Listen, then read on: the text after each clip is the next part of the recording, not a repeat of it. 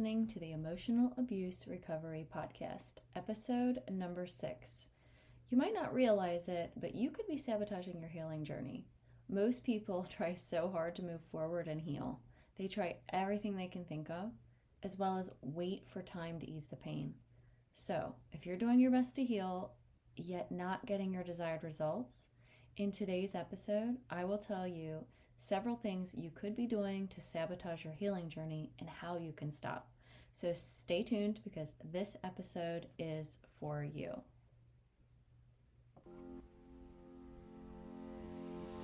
Welcome to the Emotional Abuse Recovery Podcast, a podcast specifically designed to help you heal after a toxic or narcissistic relationship. This podcast teaches you to use your subconscious mind to go from feeling stuck to set free. In here, you will learn how to use the power of your own mind to free yourself from emotional pain, move forward with confidence, and experience the inner peace you deserve in your healing journey after emotional abuse. I'm your host and subconscious reprogramming coach, Allison Dagny. So let's get started. All right, so today I wanted to share a quote with you by Sean Croxton, and basically what it says is, "Nothing in life has any meaning except the meaning I give it." And I really love this quote. It's one to live by if you ask me, because as human beings, we give meaning to everything. It's in our nature to assign meaning in our world because it helps us make sense of it. The problem isn't that we give meaning to things, as that we only consider one meaning and run with it. So here's what I mean. We give meaning to things all the time, regardless of if we've experienced a toxic relationship or not. But when we're healing from emotional abuse or a toxic relationship and we haven't separated ourselves from our thoughts, the meaning we give to things can often be really painful. Not because we want it to be or are consciously choosing for it to be painful, but simply because that's how our minds are wired. Our subconscious minds are looking to be right, and that same part of our mind believes whatever we tell it on repeat. And I've said this before, but if this is the first time you're listening to this podcast, I want you to remember this. Your subconscious mind runs 95% of the show. And this isn't a made-up number. This has actually been proven by science. So let's think of the subconscious mind like autopilot. And 95% of what goes in there is run by the part of our minds we really don't even consciously have awareness of. So 95% of what we think subconsciously, say, and do is run on autopilot. That's a lot. I mean, we think we're in control, but the subconscious is really what's in control. The other 5% is your conscious mind. So let's just think about that for a minute. If only 5% of what we think about in our mind is conscious awareness, but the rest is subconscious, wouldn't it make perfect sense to tap into the subconscious so that we can harness its power? I mean, it's super strong. So if we hop back into the driver's seat instead of allowing autopilot to be in control, can you imagine? All right, so first I want you to do is imagine you're sitting behind the wheel of a car. You have one of those self-driving vehicles. What you're going to do is you're going to type in your destination and set it to autopilot, and the car starts to take you where you asked it to. As the car is moving along, you notice that it wants to get on the highway, but you know there's a quicker shortcut path along a back road. So you turn off the autopilot and you take the wheel of the car and you go the way you want the car to go along the back roads. There's nothing wrong with the car. The car is doing what it was programmed to do, to take the highway. This is how your subconscious mind works. It does what it's programmed to do. But because you know that programming, you can change it. You can take control instead of allowing that car to drive the highway, which will inevitably take longer. So the issue most people have is that they have no idea what's in their subconscious minds. It simply runs on autopilot, like a habit of thought repeatedly. And until we get into the program parts of the mind, just like the autopilot programs of a car, we can't possibly begin to change it. In one of my favorite books by Joe Dispenza titled Evolve Your Brain, he says, "The brain is therefore not the mind. It is the physical apparatus through which the mind is produced." He goes on to say that the mind is the result of the brain. And as you probably know, the brain is really complex. So without the brain and all its functions, we have no mind. And that's what we're going to be talking about today. Okay, so now that we know how the subconscious mind works, you can probably see how if there are programs running in the background we aren't aware of, and if those programs are faulty, we could be setting ourselves up for sabotage. So you might be asking, well, what kinds of faulty programs I'm talking about? I like to think of faulty programs as any thought or belief that was programmed into us or conditioned upon us that wasn't an original thought by us that causes us pain. Not all thoughts cause us pain and suffering. You know that. The ones that do are the ones that are not serving us but sabotaging us. So if you think of thoughts like, I'll never make it, I should be perfect, healing is too hard, I can't do anything right, these are kinds of examples of faulty programs. If you believe these things without question, that becomes your autopilot of thinking. Our beliefs create our emotions, and our emotions then lead to our behaviors. Most of us have all kinds of faulty programs because the reality is most of us are suffering in one way or another. And these kinds of faulty programs step right up to the plate to start heckling us when we're ready to swing for that home run. They tell us that we will fail. They tell us that we can't do it. And if we believe that, we most likely will fail and most likely won't do it. Now, I do want to say this. Your subconscious isn't trying to sabotage you or your healing. Your subconscious mind, that 95%, is really trying to protect you and keep you safe. So you might be asking, well, isn't it safer for me to heal? Isn't it better for me if I'm not suffering? And the answer is absolutely yes. However, the subconscious mind is on your team. It's your yes man. It goes along with whatever you've been telling it for years and years since the day you were born. Basically, your subconscious mind wants to agree with you because it thinks that if you believe it, it must be true. One thing I tell my clients and give them a visual of is this: to imagine a huge storage facility, like a giant warehouse. You own the warehouse and all the millions of files stored within it. And all the millions of files stored within it is your subconscious mind. The subconscious mind has a file runner, right? So one day you go to the storage facility and you tell the subconscious mind file runner, I'm a failure. So the subconscious mind file runner runs back into the storage facility and pulls out all the evidence to prove to you what you've just told it. It pulls out all the examples of times that you failed. Remember, there are millions of files in there, but the subconscious mind agrees with you. It's doing its job. It's a yes man. So it brings you all the files that support the belief that you are a failure. It's just doing what it's supposed to do. Now, let's suppose you tell your mind, I'm not a failure. You go to the storage facility and want the subconscious mind file runner to go find evidence of that. The subconscious mind will do that for you because it wants to be right. It digs up evidence of all the times you were not a failure, and it will bring it to you to prove that you are right. So, regardless of what you tell it, the subconscious mind will agree with you. It has a massive storage bank of data to go through. Now, in both scenarios, the file runner takes a path. If it goes down the hallway that leads to the proof that you are a failure time and time again, it knows that path very well. It's very accustomed to it. It's memorized it. In essence, it's easier to find because the subconscious mind has taken this route so many times before. So, if you ask it for proof that you're not a failure, it can still find those files, but it might take longer.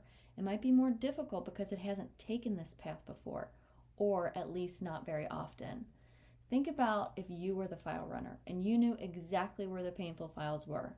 If your boss came to you and asked you to look for different files, it's going to be a little bit more difficult.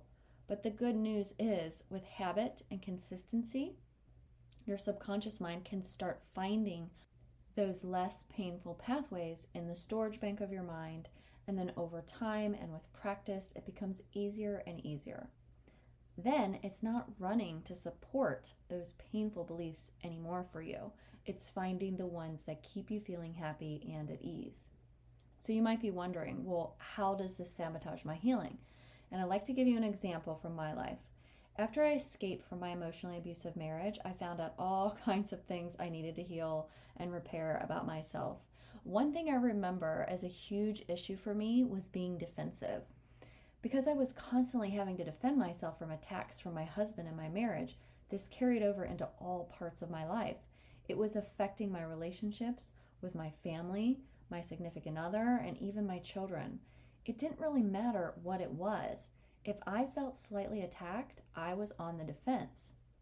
And I use the word attack, but it's not really as egregious as it sounds. I'm literally talking about someone saying, "Did you remember to pick up juice at the store?" It was usually stuff as simple as that, and it was immediately me trying to defend myself. So I'm out here trying to heal, yet my relationships are suffering, and I'm arguing with people I love because my subconscious is trying to protect me. But it's actually sabotaging my healing progress and was keeping me from being the best version of myself that I could be. So how does this work? So this is a real example. I went to the grocery store, and when I came back, my significant other asked me, "Did you remember to pick up the juice at the store?" He'd asked me to pick up a specific type of juice he liked, and I said I would. Now, I want to preface this with the fact that my memory has suffered some because of emotional abuse. And if you've experienced this too, you are not alone. It's normal.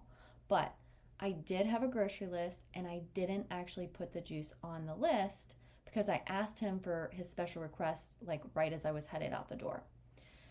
When I got back from the store, he asked me if I remembered the juice. It was an innocent and reasonable question, but immediate panic set in for me. Not because I was going to get in trouble or a lecture like my ex would have done, but because of the programs that were running on autopilot. I can see now, looking back, that the subconscious jumped into action right away. Things like, "You don't remember anything, you're so forgetful, you can't do anything right, what's wrong with you, you're so irresponsible." These were just the subconscious thoughts running in my mind. And the trauma that lived in my body attached all of these things to a memory of hour-long lectures by my ex, constant criticism and silent treatments, guilt trips and things like that. My subconscious ran to the storage bank and started pulling out all of the evidence. My emotions that stemmed from my beliefs came up as fear. So remember, thoughts first, then emotions, then behaviors. And that's really important. The thoughts always come before the emotions. We can't even have an emotion without a thought first. And then our behaviors come up because of those emotions. So the subconscious thoughts were there, then the emotion of fear, then I reacted, which was my behavior. I started making excuses as soon as I heard him ask the question. Excuses why I didn't get the juice. I blamed him actually for telling me at the last minute. I even asked him what he wanted, yet I was blaming him. I told him that I was distracted because I had so much on my list and that someone had called me while I was at the store. And really, it just turned into a mess, and it just spiraled out of control. I was trying to heal myself after a toxic relationship, and my subconscious was still sabotaging me. Not intentionally, of course, but it still was happening, and it was completely frustrating. Okay, so I'd like to invite you to think about how this could have gone down if my subconscious autopilot wasn't running with these faulty programs. So remember when my boyfriend asked, "Did you remember to pick up juice at the store?" Right? A simple, very innocent question. Now, if my subconscious couldn't believe things like, "You're so forgetful, your memory is horrible, you're irresponsible, you're being attacked, you're going to be lectured," right? I would have never experienced the emotion of fear because of the trigger to my past abuse. The fact is still that I did forget the juice, but the part that caused my emotion of fear were the thoughts in my subconscious linked to lectures and criticism and being emotionally abused more by my ex. And then my behaviors were reflective of my emotions.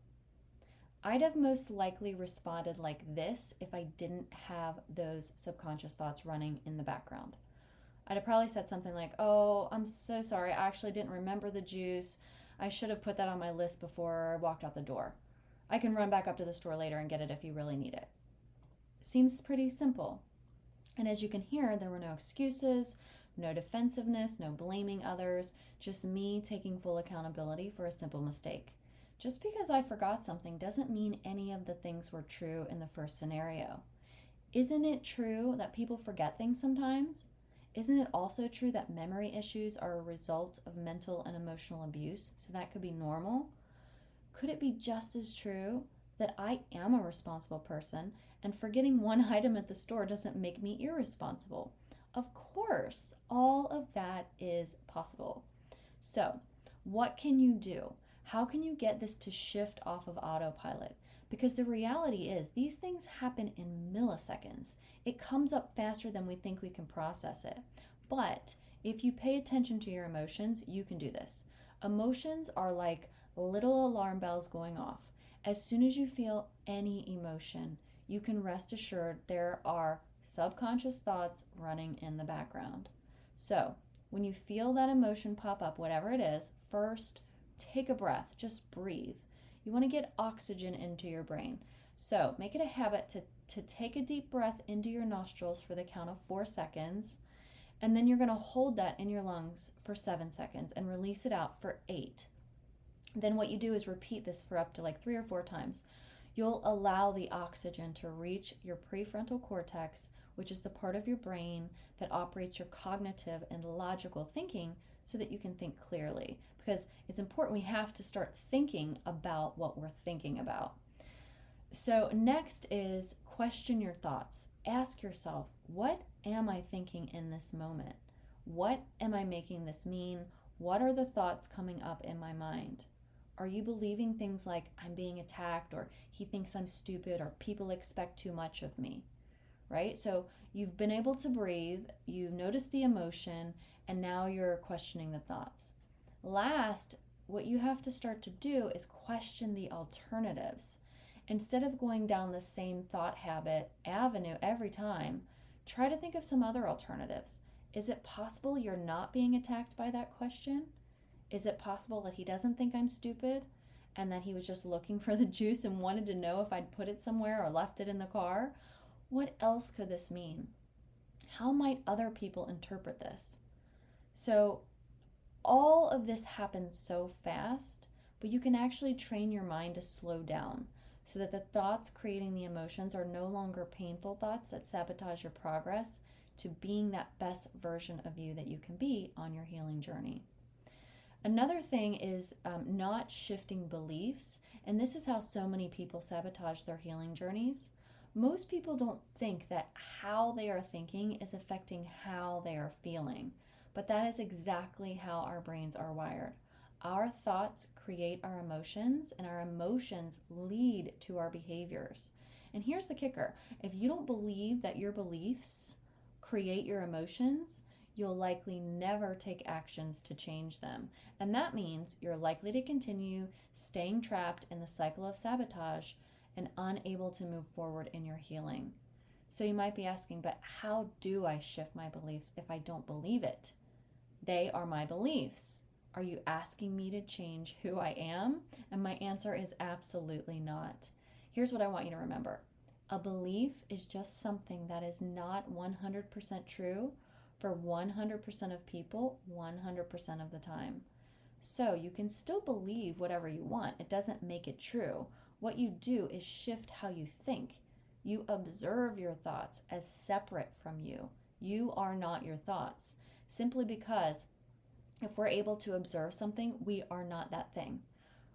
First, observe your thoughts. And then all you have to do is question if what you are thinking is actually true, or is there another possible way of looking at it? Simply put, you are taking your thoughts off of autopilot. You are no longer allowing these programmed habitual thoughts to run the show.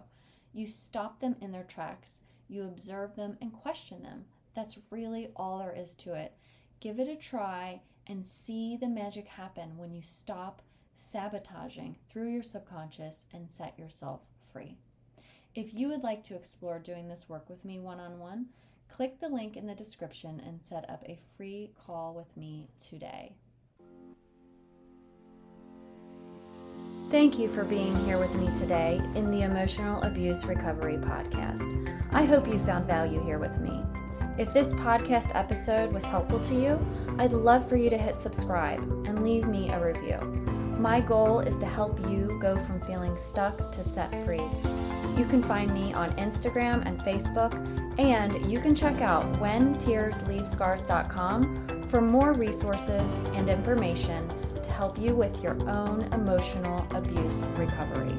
Until next time, here's to believing in